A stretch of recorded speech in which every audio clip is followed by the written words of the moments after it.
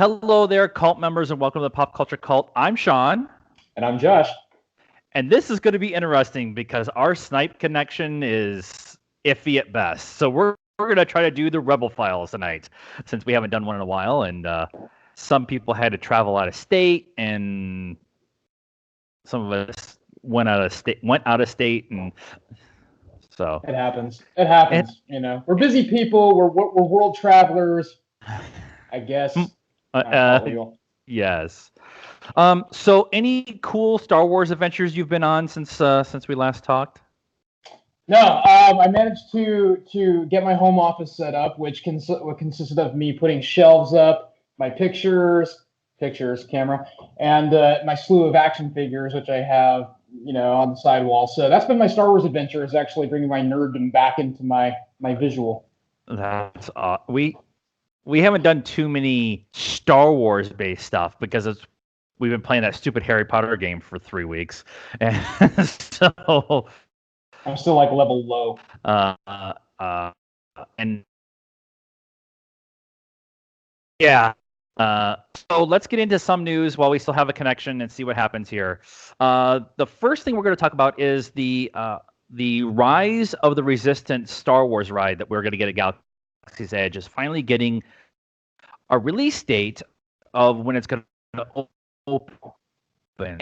Resort in Orlando on December, and then Disneyland and Anaheim on the 17th of January. So considerably after the time that we thought it was going to open. So what do you think? August. Right. So how big is that ride going to be that they need all this extra time? I'm actually more concerned that it has nothing to do with the ride. I'm actually concerned that it has to do with the queues, that some of the issues that they're having with their numbers. I think they're delaying the opening of it, honestly, to kind of reassess what's going on with the park itself, because their numbers are not as high as they're expecting. People are a little disenfranchised. They're having some security issues with people stealing stuff out of Galaxy's Edge. So I don't. That was going to happen, though. We knew, we knew it was going to happen, but I think it has to do with. I wonder if they're going to try to retrofit, because this was always kind of a softer opening than the full tilt, hardcore Rise of the Resistance is open and everything else. So I don't think it's ride related, to be honest. No chatters come out on the groups for the Imagineers stating that there's any technical issues. So I really think it has to do with their kind of refocusing what they can do to make sure their cash cow is actually operating at full effect before they open the new ride. So that actually makes a lot of sense. I mean, if you're going to still working out the bugs of the rest of Galaxy's Edge, it makes sense to wait for the big ride that everybody's really looking forward to. And you're going to have all this stuff come out this fall anyways with Disney Plus, which we'll get into in a second. And the books and the movies coming out December. Mm-hmm. So keep Star Wars in the kind of lexicon of the news. Might as well just wait when the ride after the first of the year. That only applies for Disneyland, though. The Disney World is that. Have they done opening in the Disney World one, Galaxy's Edge? Not yet, no.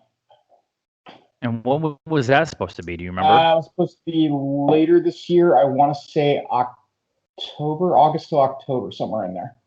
Okay. So I know they're close to it.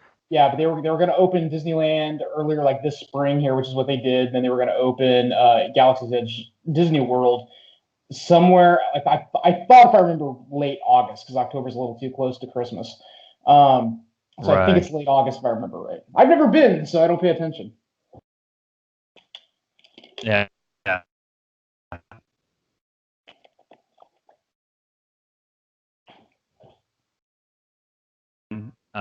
To Galaxy's Edge, and we were really happy because they were doing stuff, and I wanted to be there. So yeah, we'll see what happens. So if the connection is bad, guys, the connection's bad. We're gonna power through it and see what happens. So this was just where we're at. There's a bunch of stuff coming out over the next few weeks and months. The first one that I want to talk about is there was an excerpt from the new Timothy Zahn book, Thrawn, which is the third book in the series. And I read the excerpt this afternoon, and it's really kind of cool because Vanto, sorry, who is Thrawn's student, underling, or whatever, is sent off at the end of the first book, and in this excerpt, it's him with the Chiss on a Chiss ship,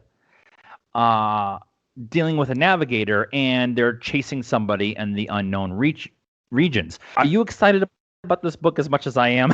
I think it's going to be interesting, actually. As far as the Thrawn series goes, this is actually one of the ones I'm more interested in, largely because it does deal, from what I've read, at least in the treatment that they sent out, it gets far more into the Chiss ascendancy than some of the previous incarnations in the previous books that they have. So, I mean, from my end of it, that's like, dude, are we finally getting our segue? Is that what we're getting? Yeah. And I'm kind of hoping that is. Yeah. So, and in the past, and all the things Thrawn, whether it's the expanded universe and whether it's even the new stuff, they didn't really gotten a whole lot into his proteges, if you will. So, yeah, I think this one's going to be a really good read. Really like the first two books. I really like the second book with the interaction that they did between Anakin and Thrawn, and Vader and Thrawn, and they actually even hint about it in the first book. So I was really kind of liking all of that, and the questioning of Thrawn's allegiances that Palpatine keeps, stuff like that. So I'm really excited about this book, and it comes out on July 26th, I believe. Yep. On the birthday. I did, yeah. Oh, well then we have to get it, right? Right. Speaking of books, there's a big panel at San Diego Comic-Con. I didn't put this in the notes, but it was something that came up today. There's a big Del Rey panel, and there are a lot of them books that are all coming out. But I'm wondering if we get something for what is the name of that book? They're hinting. I can never remember the name of this. There's like 6 authors working on a series of books together, and I can't remember what the name of it is. What is it called? I'm gonna look it up real quick. Yeah, because I'm secret. Too.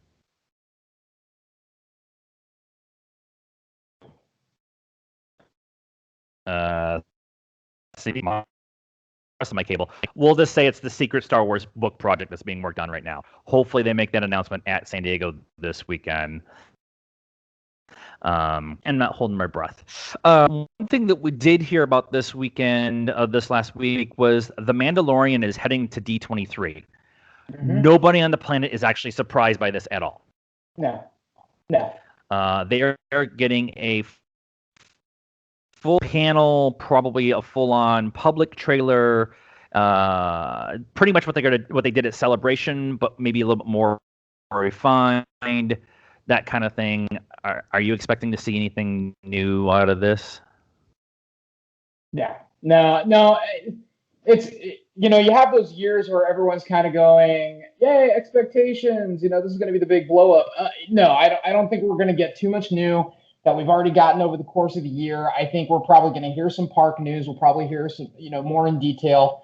We're definitely going to get more network information as far as lineups on Disney Plus network and everything else. I think we'll probably see a full-blown trailer for The Mandalorian. I think we're going to see that, because remember, this was shown at Star Wars Celebration, but it hasn't been released yet for public consumption. So I think we're going to see the public consumption version of it actually at D23. Then they're going to post it out online for everywhere else. So I think we're going to see a bigger to do with that. We'll probably get a little more on the Cassian Andor series. I'm expecting that to actually be something that's going to pop up. Especially they just had an interview not too long ago with Diego Luna about he was kind of sad about how the ending of Rogue One was. So I think we're going to get a little more in relation to the TV stuff, and maybe another trailer for Rise of Skywalker. But I think that's going to be it. Maybe. It'll be August at D23, like the last week in August. So we might get maybe like that featurette where they do all the behind the scenes stuff. I think we might get something like that for Rise of Skywalker. We'll get a full trailer for Mandalorian. We'll probably get a full cast announcement with Cassian Andor series, because I feel is going to be the point where they're going to push all the Disney Plus stuff. It's going to be their first real big. Here's all the cool stuff that's coming to Disney Plus that you're going to spend the $70 a year to get into right now. And so they're going to do Mandalorian, Cassian Andor, Clone Wars. They're going to do all that stuff, and then they're going to do all the Marvel stuff. So they'll have a panel for all of that stuff, and they'll do the Marvel movie stuff, the MCU stuff at San Diego, which that panel on Saturday is going to blow the roof off the place. But Star Wars wise, yeah, I'm looking forward to this, but I'm not expecting anything more than actually seeing a real trailer instead of a cell phone version of a trailer. Yeah, exactly. Okay, last big story. Everybody else has been talking about it. We're getting a new Stormtrooper because we need to sell toys.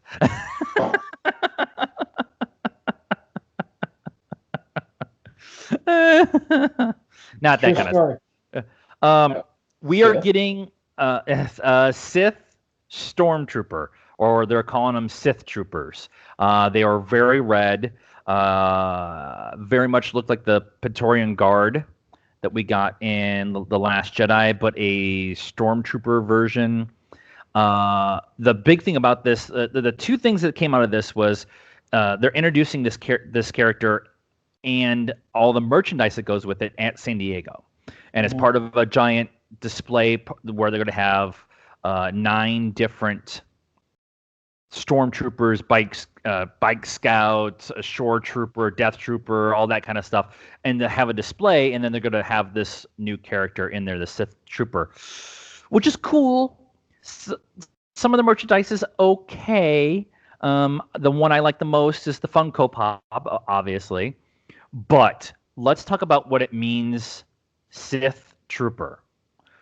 If we have a Sith trooper, and they've made a point of saying that Kylo is not Sith, he's just dark side, are these the guys who are protecting Palpatine's tomb, his grave, his consciousness has been uploaded into the Matrix? Like what do you think?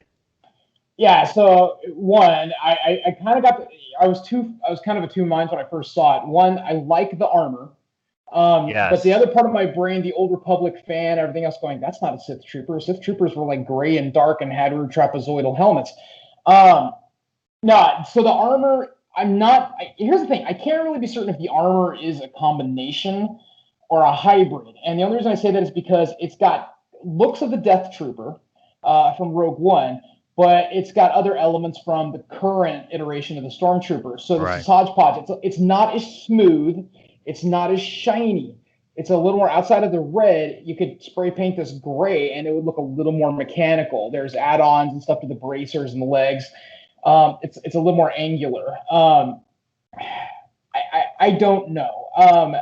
They've opened this door and there's a lot of speculation. I think at the end of the day, because they've gone with the red motif for it, I mean, I think the easiest takeaway is to say, yes, they're guarding Palpatine, or they're guarding the tomb of Palpatine. Right. The caveat to that is the fact, because I mean, if you look at it, all of Palpatine's guards and Snoke's guards, they've all had red. The Imperial Praetorian guards up through Snoke, they've all been red. So obviously, this is reserved for the dignitaries. And if you look at the whole lore of the Imperials, the red marks of like Inferno Squad and everything else, anything that carries that red, Theta Key, type of marking is reserved for the dynasty of, the Imperials or the Sith. So yeah, I think they're going to be related to Palpatine. The trick is, because the armor is newer, and because they've taken parts, so Palpatine, Death Trooper, Rogue One, up through the current, the helmets are new. So obviously there's been a rotation of the guard at some point. These guys haven't been sitting around for centuries. They've had to been either rotated out, and new regiments have come in. So I do think they're associated with Palpatine, but I also tend to wonder if maybe we see the Night Sisters. Maybe we see some Yeah. other angle to the Sith as opposed to just Palpy that's been keeping his legend alive. The interesting thing that I heard today was because their first order kind of style helmets and kind of the first order styled armor and everything like that. These might be like the elite, like the Death Troopers from before. They're kind of the more of the elite, kind of high end guys, and they just happen to be in red outfits or whatever. But then if you add like what we're talking about with Palpatine and the Praetorian Guards and the Snoke Guard, all of that stuff, it's always been that red motif. They keep leaning into the idea of Palpatine being more than just a entity or a joke, or not a joke, but a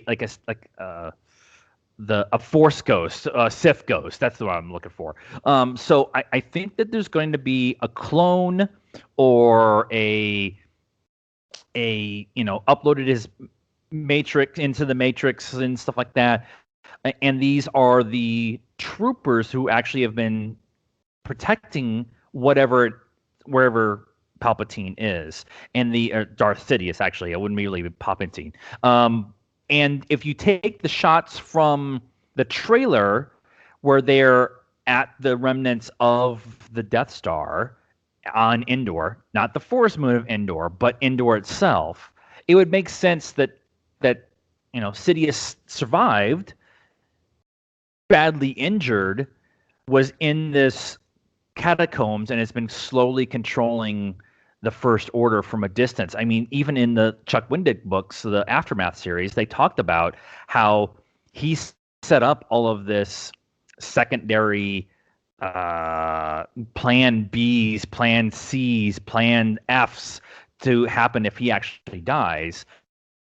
And so it'd be really kind of cool if they add all of that together. And there's a big fight scene because they're going after some Sith relic, Jedi relic, or whatever. And then they open the door, and there's Sith troopers there, Force training, who've had their fights from Sidious. And then there's a big battle royale. And maybe that's the scene where the Knights of Ren show up, or. It may be, and I think for anybody who's, I've heard people chatter out there, talking about, oh no, Palpatine's a clone. Look, kids, this is not a new concept. The whole Palpatine cloning himself has been around since the original trilogy, since the expanded universe, and it's right. The question's always been with this take is I'm firmly believe that it's going to be established that Palpatine's a clone. The question is to whether or not they're going to retcon it a little bit and go back to the expanded universe where the one that died on the second Death Star is the clone and he's been lurking in the shadows. I think he's got his hand in it. I think he's either going to be tangibly somewhere the actual version of himself, and they're going to retcon it to where that was actually a clone, which ties in some more of the expanded universe stuff, which is cool, or Legends. But he's there. He's got to be there. He's got to be physically there. We already know. I mean, we already know that the easy way out for it is to either do the clone, and we know that Sith can obviously kind of Horcrux themselves into Sith artifacts. We know that for a fact. They've introduced that in Rebels and everything else, so we know that can happen. And it's possible he might be influencing from afar that way. I don't think so. Yeah. I mean, he's in the movie, for Christ's sake, so it's not just going to be his voice, Matt Smith is playing a younger Palpatine. Not shocking. Wouldn't shock me, actually. No, it would not. Although Ian McDermott has to do the voiceover stuff, so. Well, right, yeah, exactly. So, and they could go that route. That's the problem. Is that JJ's been really good about keeping this kind of, quiet to the point where we've got different angles this can go. So my hat's off to him for that one. The cool thing about with this, I'm actually with the Sith Trooper and the marketing stuff is there's always been a tradition of releasing stuff at San Diego Comic-Con, but also, doing some kind of marketing toy-wise, shirt-wise, stuff-wise. But JJ's very secretive.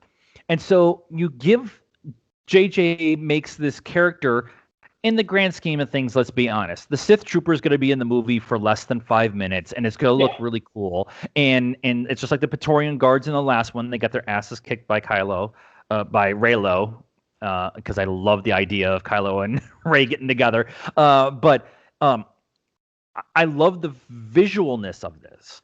And yeah, I want to buy all the merchandise because it's Star Wars merchandising. And a lot of people are complaining they're just doing this to sell stuff. Hello, it's Star Wars. They've been selling toys since before the movies came out. And True. So sorry, kids. Saturday morning cartoons existed to sell you toys, and you bought them. They created He-Man just to sell toys. I'm just saying. There's a yeah. So I'm interested to see kind of what they have in store. I want to see what interpretation of this suit of armor is going to be like at San Diego. We are going to do a ton of CouchCon coverage of San Diego Comic-Con. We'll be doing a bunch of trailer reactions and stuff. So if we see stuff that is Star Wars based, you bet your ass we will be posting a lot of stuff. And so anything else you want to talk about this week before we see how well this recorded? Yeah. Don't mess with your internet, kids. It's always important. No, it's slow kind of news. I mean, I'm starting to reread a lot of material. I'm really getting kind of amped up for Rise. I mean, I keep listening. I watch a lot of other YouTubers and I listen to some of their theories back and forth. They're talking, one of the latest ones that I think Mike Zero dropped based off a couple of ones was that one of the things that they find is the very first Skywalker. Named I think it was Corum Skywalker. He's like the very first one to carry the Skywalker name. And that's who she actually finds in one of the temples. So there's a lot of really cool theories around, you can totally go off the deep end with it. But as we get closer and closer to the movie, I mean, I'm starting to get amped. This is where I start, thumbing through everything because I'm going through the movie the first time going, so I want to go through the movie the second time going, where's all my Easter eggs? Yeah. So this is the ramp up time. I'm getting amped for it. I'm actually really looking forward to reading a lot of the stuff that's coming.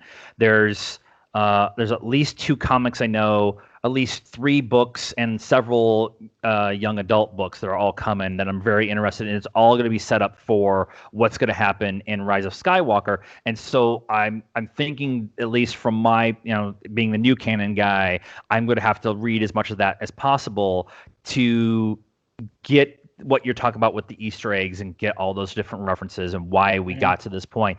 And then that way, when all the internet hate starts after on the 18th, I can go in there and say, well, actually, no, they explained this already. They explained it over here. That's why new canon exists. And it is. And, to Disney's credit, as much as I loved a lot of the original EU stuff, to Disney's credit, they're being really decent about bringing in a lot of the expanded universe elements and incorporating them in a new way. And the kid meme is happy by that because they're not necessarily crapping everything that I loved growing up.